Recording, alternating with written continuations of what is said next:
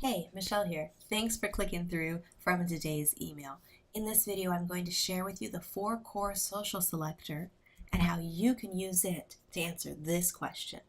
Do you know which social media sites make the most sense for your business?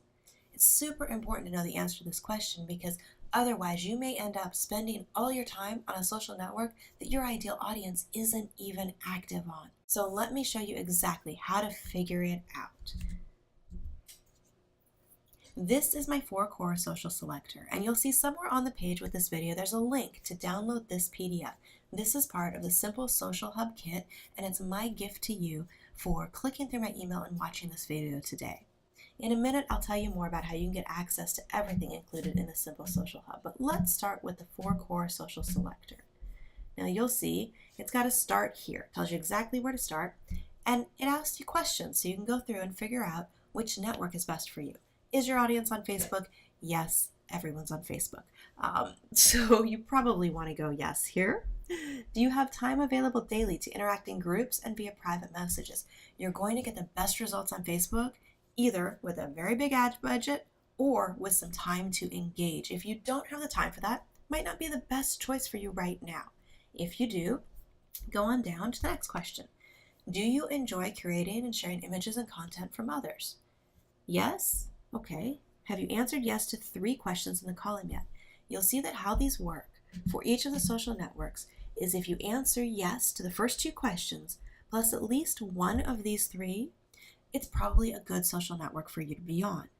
If you only answer yes to 2 of them, or you answer no to one of the first key questions, the chart will move you on to the next step to consider the next network. So let's take another example here. Let's look at LinkedIn and Pinterest. So if we get all the way over here, step 4, do you serve corporations, businesses, or entrepreneurs? No? LinkedIn probably isn't the best network for you, so you would move on to the next step. But if you do, then the next question is, does your audience include professionals with income over $100,000 a year? That's something that's unique to LinkedIn. That is their audience. So if that's your audience, let's scroll on down and keep going through the questions. Do you enjoy business style networking versus a more casual approach? If your answer is yes, and that's your third yes, then you follow the red line down here. Yes, LinkedIn's a good fit for you. All right. Okay, so maybe you don't particularly enjoy the business style networking, but that's not a deal breaker. So let's look at the next one. Do you enjoy prospecting and approaching clients? If yes, you can use LinkedIn that way. That would give you your 3 yeses and say, yeah, you should probably test out LinkedIn. Does a business and professional environment feel more natural to you? If that's a yes, again, this may be a good network for you. If it's a no, and you didn't answer yes to 3 questions, this is not the best place for you, so you're going to move over to step 5. Let's go through one more example. Does your audience include women over 30 with disposable income? No? If that's not your audience, you move right on.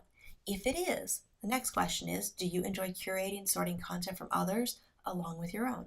Yes, if you enjoy that, keep going. Is your niche housekeeping, decor, cooking, health, crafting, DIY, blogging, etc.?